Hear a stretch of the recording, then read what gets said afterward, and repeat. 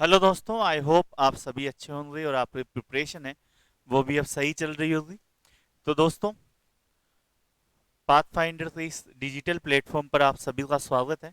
पहले मुझे सभी दोस्त ये कंफर्म कर दें कि वॉइस वगैरह सही आ रही है या नहीं आ रही है, और सब जल्दी से जल्दी है वो आ जाए।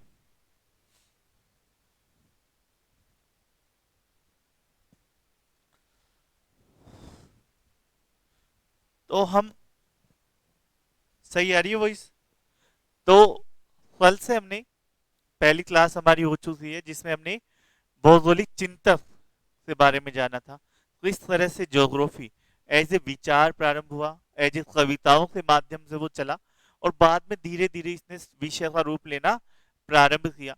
जो प्रारंभिक भूगोलवेता थे उनका जो जोर था, ज्यादा विषय के बारे में जो जानने की दिलचस्पी थी, वो सिर्फ इसी क्षेत्र में थी कि पृथ्वी गोल है, तस्तरी है, पृथ्वी के खगोलीय तथ्यों के बारे में, और ज्यादातर उससे फिजिकल फीचर्स के बारे में जानने पर उनका ज्यादा क्या रहा, जोर रहा, ज्यादा उन्होंने उसी पर बल दिया।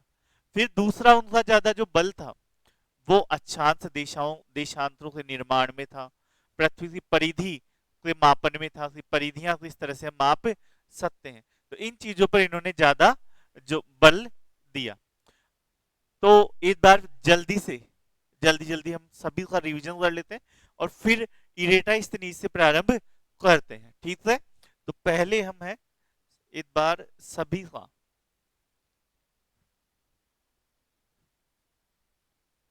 तो भौगोलिक विचारधारा का इतिहास था। ग्रीक विचारधाराएं सबसे पहले आई, फिर उसके बाद में रोमन, अरब, पुनर्जागरण, और 18वीं शताब्दी हमारे को प्राप्त होती। ठीक है, अरब और पुनर्जागरण वाला लगभग साथ ही चलता है। फिर 19वीं शताब्दी के जो भूगोलवेता थे वो कौन से थे? Richthofen, Ratzel, Hettner, Blache, Brunhes, Mackinder, Herbertson, Davis, Jefferson, Bowman, Semple, Huntington, Sauer, Taylor, Hartshorne. ये कौन से थे? 19वीं सदी।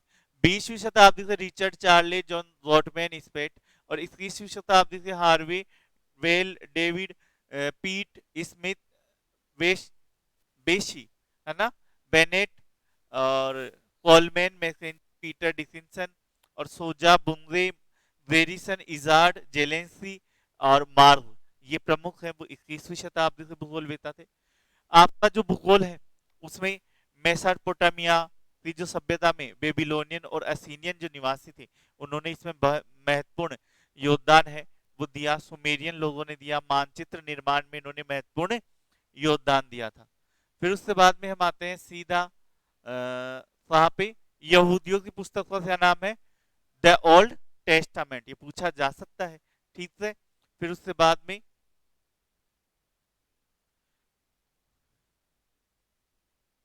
ये सारा हमने कल समझ लिया था, ठीक है।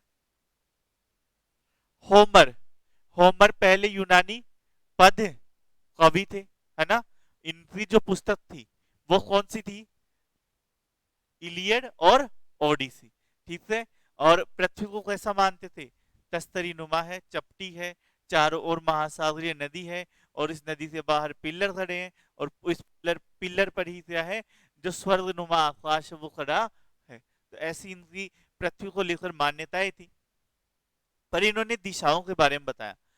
जो दिशा उत्तर से आती है वो बोरेस ठंडी है, जो दिशाएं दक्षिण से आती है वो नॉर्थ उष्ण है, जो दिशाएं पूर्व से आती है वो ह्यूरस शांत है, और जो दिशाएं पश्चिम से आती है वो कैसी है? तूफानी हवाएं है। फिर आते हैं हमारे पास थेल्स, मिलेट्स के निवासी थे, यूनान के गणितज्ञ थे, और इन्होंने पृथ्वी को मापने और पृथ्वी पर स्थानों का निर्धारण का कार्य किया था। साथ ही साथ पृथ्वी को तैरती हुई तस्तरी के रूप में माना था। इन्होंने प्रमेय के बारे में बताया, और आयोनियन दर्शन की स्थापना की। आयोनियन स्थान पर पृथ्वी को 5 जलवायु प्रदेशों में बांटा, और इन्हें गणितीय भूगोल का पिता भी कहा जाता है। फिर आते हैं हमारे पास एनेक्सिमेंडर। एनेक्सिमेंडर वही मिलेट्स के निवासी थे, दार्शनिक थे, और थेल्स के शिष्य थे। इन्होंने नमोन जो सूर्य घड़ी है उसका आविष्कार किया था। तो थेल्स ने किया था, प्रथम व्यक्ति थे जिसने मापक के आधार पर विश्व मानचित्र बनाया। मापन, मापनी जो होती है ना, उसके आधार पर विश्व मानचित्र बनाया। थेल्स के साथ साथ गणितीय भूगोल का इन्हें संस्थापक भी कहा जाता है, एनएचजी मेंडल को। और प्रमुख कार्य क्या थे विश्व मानचित्र निर्माण में? जीवोत्पत्ति का सिद्धांत दिया, नमून का आविष्कार किया, पृथ्वी उत्पत्ति के बारे में बताया, नक्षत्रों के बारे में भी इन्होंने बताया। फिर पाइथागोरस आते हैं और ये भी गणितज्ञ हैं, दार्शनिक है। पाइथागोरस प्रमेय दी। ये पहली बार पृथ्वी को गोलाकार और अस्थिर दोनों ही मानते हैं। कौन मानते हैं? पाइथागोरस। पृथ्वी को उष्ण, शीतोष्ण और शीत कटिबंधों में बांटा है, 3 कटिबंधों में, और पृथ्वी को गोलाकार सबसे पहले बताते हैं। फिर हिप्पोक्रेटिस आते हैं, भूगोल का पिता इन्हें कहा जाता है। मिलेश निवासी अग्रणी भूगोलवेता है, पायनियर ज्योग्राफर भी इन्हें कहा जाता है। योगदान राजनीति भूगोल लेखक थे ये प्रथम। प्रमुख ग्रंथ जेस, पेरियोडस और पेरिप्लस। ठीक है, जेस प्रादेशिक भूगोल के बारे में, पेरियोडस है वो पृथ्वी का वर्णन है, और पेरिप्लस है वो सर्वेक्षण से संबंधित था। और इन्होंने विश्व का सबसे पहले क्रमबद्ध वर्णन किया, इसीलिए इन्हें क्या कहा जाता है? भूगोल का पिता कहा जाता है। और पृथ्वी के बारे में बताया, नील नदी को, नील नदी का स्रोत वहां से दक्षिण महासागर से निकलता है। साथ ही साथ इन्होंने बताया कि विश्व में 2 भाग हैं, उत्तरी यूरोप, दक्षिणी अफ्रीका और एशिया। और पृथ्वी के केंद्र में किसको बताया? यूनान को माना। फिर हेराडोटस आ जाते हैं हमारे पास।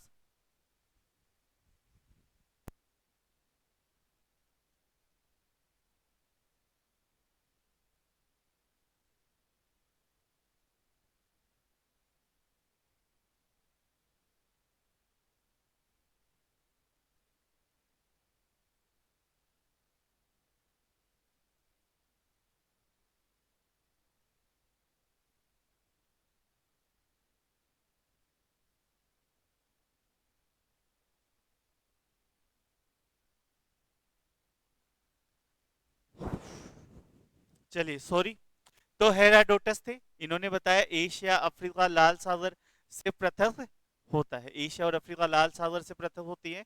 इन्होंने बहुत सारी चीजें दी, 3 महाद्वीप बनाए, एशिया, लीबिया और यूरोप। वातावरणवाद दिया, और नील नदी के मुंह आने का अध्ययन कर सर्वप्रथम डेल्टा शब्द इन्होंने दिया। फिर उसके बाद में सीरिया का इतिहास लिखा, हिस्टोरी का पुस्तक लिखी, ऐतिहासिक भूगोल में योगदान दिया, डेल्टा शब्द दिया। मिस्र को नील नदी की देन बताया, ये भी इन्होंने ही बताया। प्रथम विद्वान जिसने विश्व मानचित्र पर याम्योत्तर खींचने का प्रयास किया वो कौन से थे? इरेटा स्थनीज थे। ठीक है, वो प्रयास किया वो तो हेराडोटस थे, और जो सफल हुए वो कौन थे? इरेटा स्थनीज थे। और प्रथम भूगोलवेता थे जिन्होंने कैस्पियन सागर को बंद सागर बताया। उससे पहले क्या मानते थे? उत्तरी महासागर की एक भुजा माना जाता था। तापमान और पवन के चलने के मध्य सह संबंध इन्होंने स्थापित किया था, और विश्व को 3 महाद्वीपों यूरोप, एशिया और लीबिया में विभाजित किया।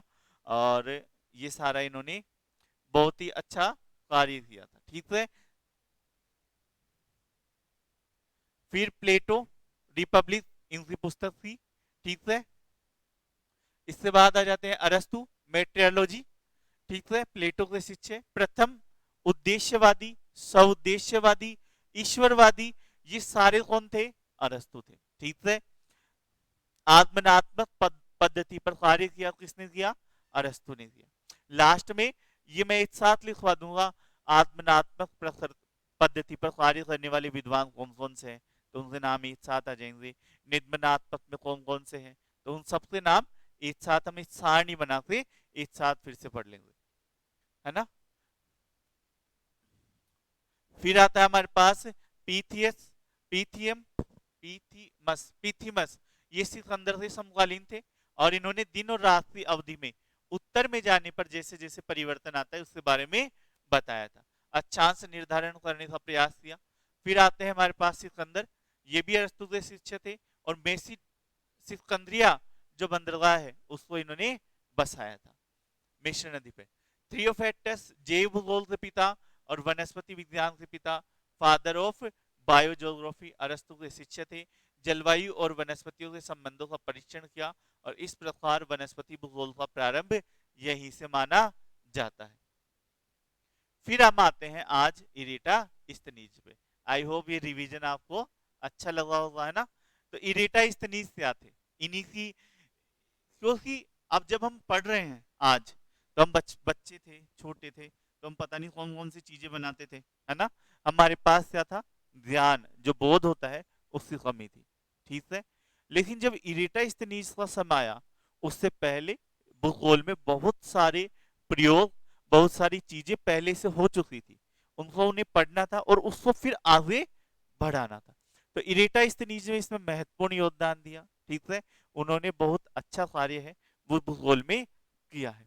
और इन्होंने पृथ्वी के मापन शास्त्र का पिता भी कहा जाता है। इन्होंने जो पृथ्वी की परिधि मापी और उस समय के अनुसार, तो वो आज के समय के लगभग बराबर ही है। थोड़ा सा उन्हें ये पता होता कि हाँ, भूमध्य रेखा भूमध्य सागर से नहीं गुजरती, थोड़ा आगे से गुजरती है, तो वो एग्जैक्ट पृथ्वी की परिधि माप सकते थे, ठीक है।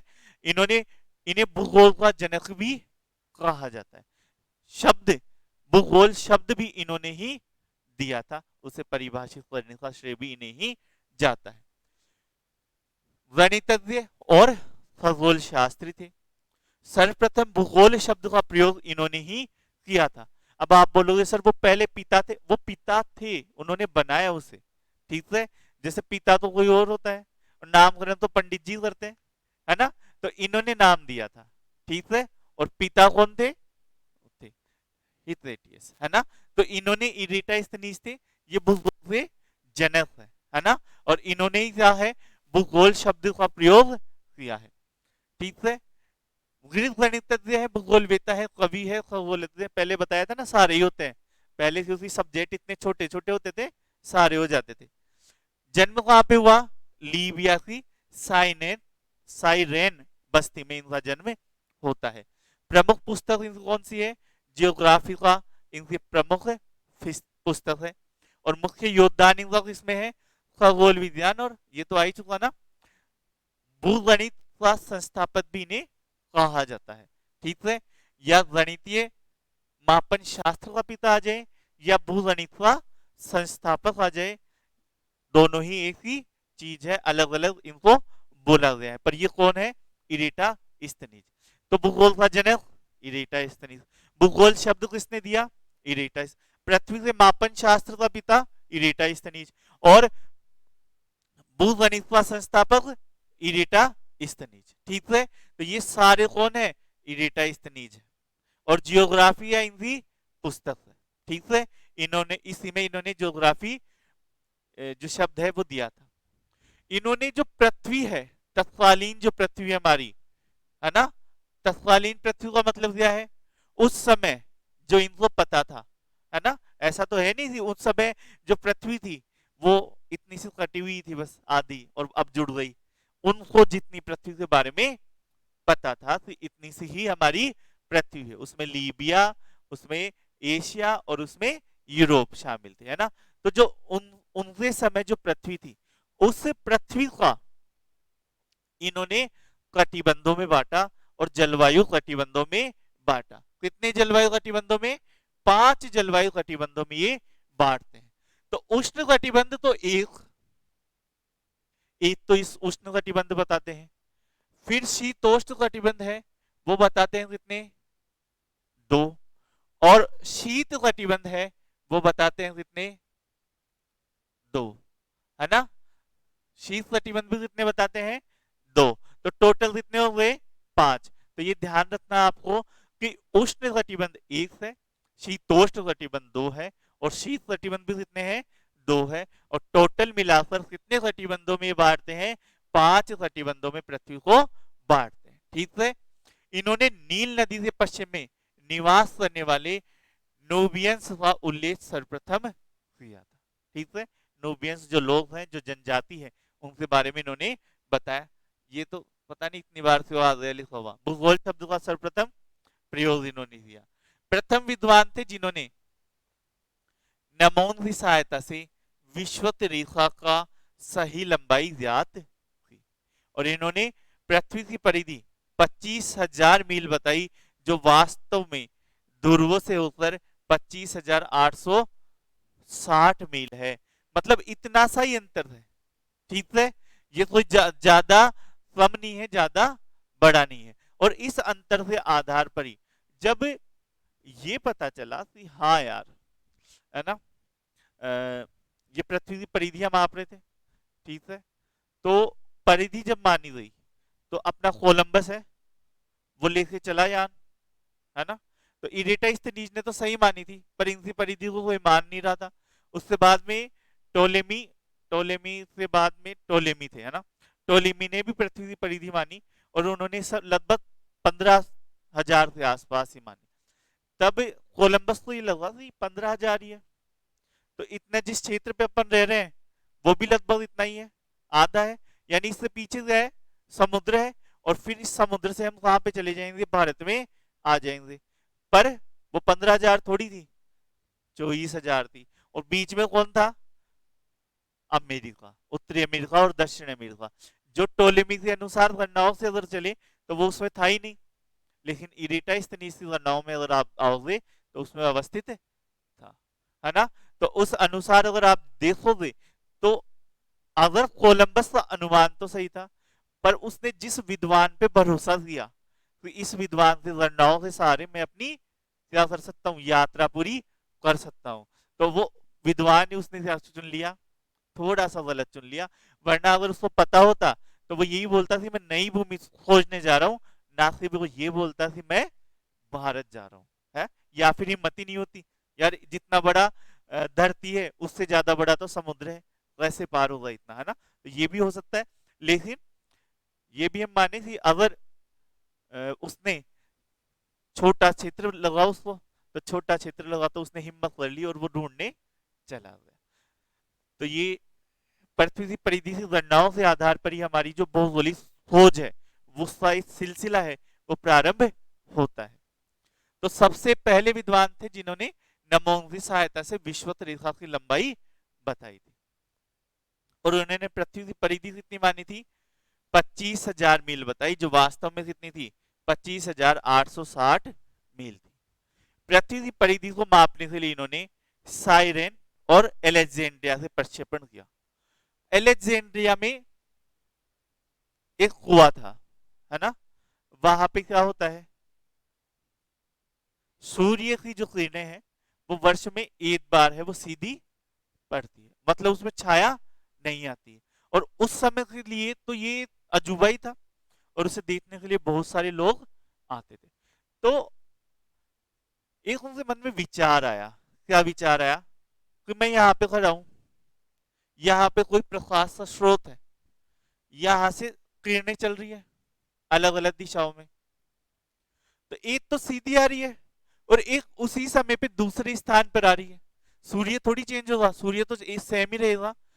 तो यहाँ पे तो छाया नहीं बन रही है तो सीधी है, और यहाँ पे छाया बन रही है, तो यहाँ की डिग्री का प्रयोग करके अगर मैं इन दोनों को मिलाऊं और ये मेरा एक कोण हो गया, ये मेरा 90 डिग्री का कोण हो जाएगा, तो ये कोण मुझे पता चल जाएगा और इनके मध्य दूरी भी मुझे आसानी से पता चल जाएगी, और पूरी पृथ्वी की परिधि में मैं आसानी से पता कर लूंगा।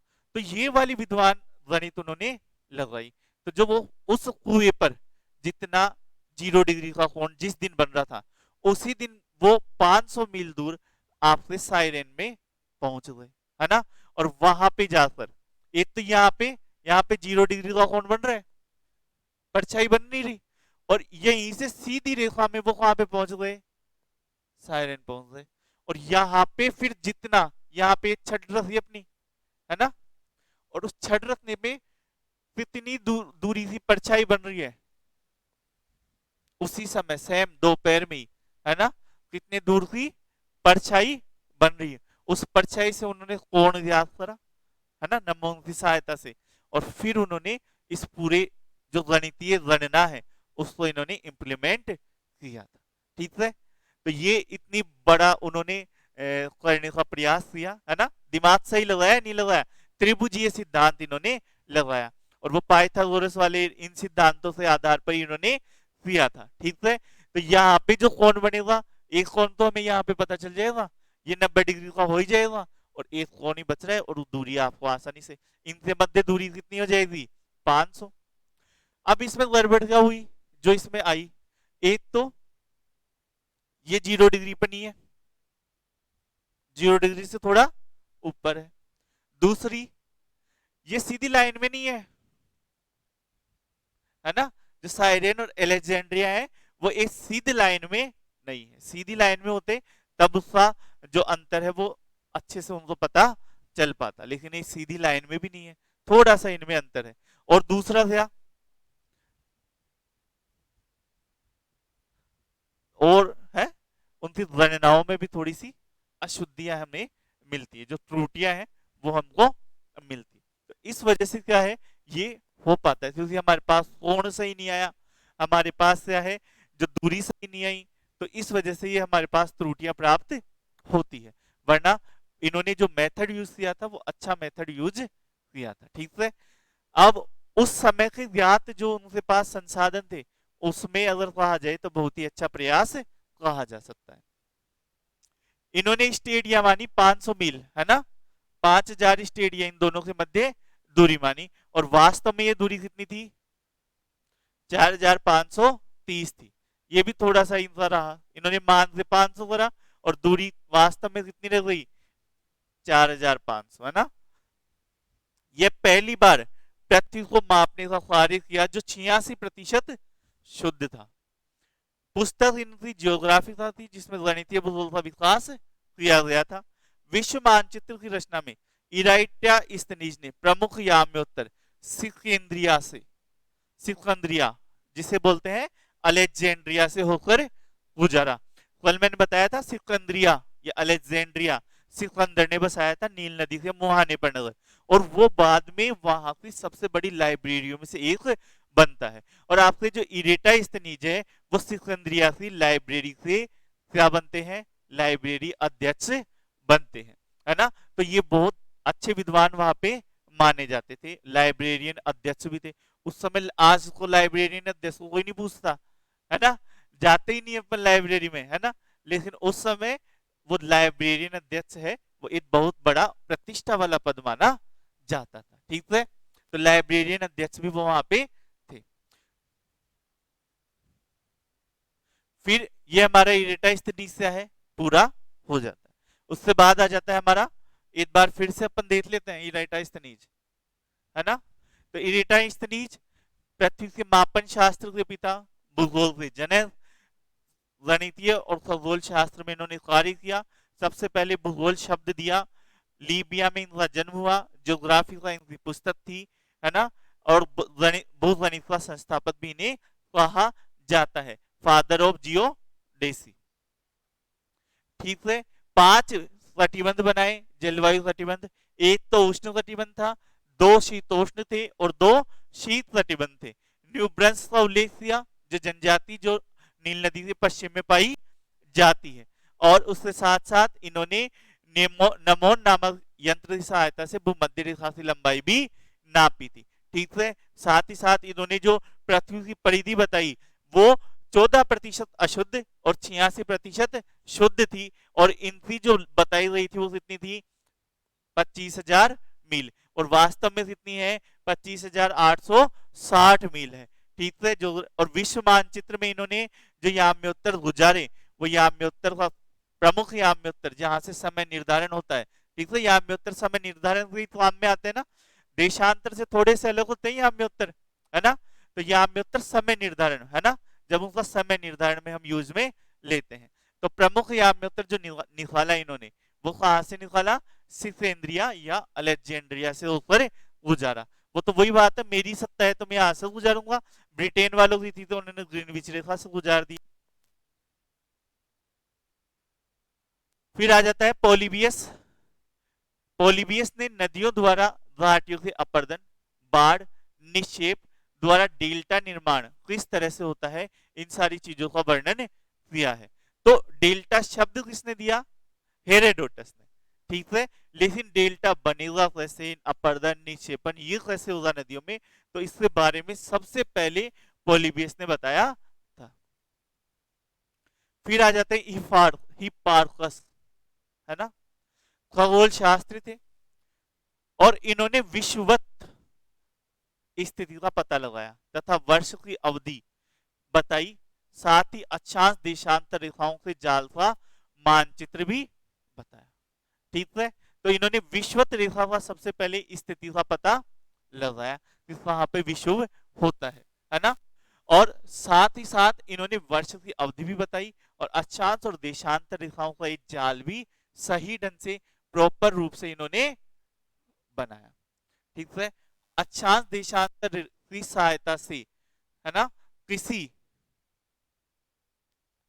स्थान विशेष निर्धारण करने का सर्वप्रथम कार्य भी इन्होंने ही किया था। और यह अजीनियन गणित के आधार पर वृत्त को 360 में विभाजित करने वाले प्रथम व्यक्ति थे। ये मोस्ट लाइन समझ लेना, एग्जाम में आ सकती है। ठीक है, तो 360 डिग्री में वृत्त को सबसे पहले किसने बांटा? हिपार्खस में। इससे पहले तो ऐसे ही चल रहा था, है ना, और इन्होंने सबसे पहले 360 में बांटा। विषुवत रेखा तथा 0 डिग्री देशांतर वृत्त को वृहद वृत्त बताया। सही है ना। साथ ही यह भी बताया कि जैसे जैसे विषुवत रेखा से ध्रुवों की ओर जाते हैं, अक्षांशों की लंबाई कम होती जाती है। सही है या गलत है? सही है, कमी तो आती है लेकिन उतनी नहीं आती जितना इन्होंने बताया था, है ना। देशांतरों की जो मध्य दूरी है वास्तव में उसमें कमी आती जाती है। ठीक है, फिर उन्होंने क्या बताया? हिपार्खस ने नक्षत्रों बोध के लिए चक्र बनाया, एक यंत्र बनाया जिसका नाम क्या है? एस्ट्रोलेव यंत्र बनाया का आविष्कार किया तथा नक्षत्रों की सूची भी बनाई। नक्षत्र किस तरह से चलते हैं, किस तरह से उनका हमें अध्ययन करना चाहिए, स्थिति का किस तरह से पता चले, तो इसके लिए इन्होंने एस्ट्रोलेव यंत्र बनाया और साथ ही साथ नक्षत्रों की सूची भी बनाई थी। फिर आ जाते हैं पोसिडोनियस। पोसिडोनियस है, उन्हें भौतिक भूगोल का पिता कहा जाता है। हर्क्यूलियस है, सुना हुआ है कहानियों में, जूइस के बेटे हर्क्यूलियस, युद्ध के देवता, उनके साथ भी एक विद्वान रहता है जिसका नाम क्या है? पोसिडोनियस। नहीं पता? हॉलीवुड मूवी देखना, सब में मिल जाएगा ये उनके साथ, है ना। तो वो पोसिडोनियस वो वाला ही है, भौतिक भूगोल का पिता। इन्होंने बताया कि अमावस्या तथा पूर्णिमा के आसपास ज्वार सबसे ऊंचा आता है। उच्च ज्वार और निम्न ज्वार के बारे में सबसे पहले किसने बताया? पोसिडोनियस ने। ठीक है, तो ये हमारे जो रोमन विद्वान है वो कंप्लीट होते हैं। ठीक है, तो आई होप आप सभी को समझ में आया होगा। कोई भी डाउट हो तो पूछ लेना। अब मिलते हैं नेक्स्ट क्लास में। धन्यवाद।